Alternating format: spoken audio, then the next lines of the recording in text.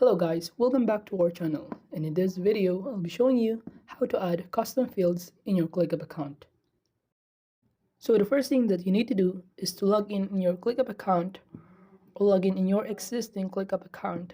Open it, and from home, kindly click the spaces.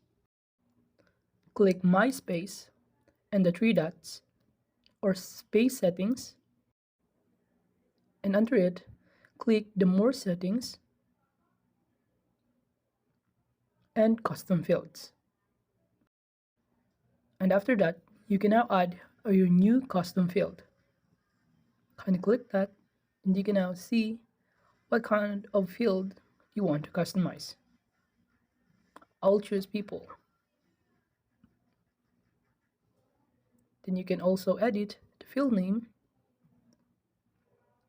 Let's say custom field. And click create. Now you have your own custom fields. So that's it. If you wanted to know how to create your own custom field in Clickup, that is the easiest way I know.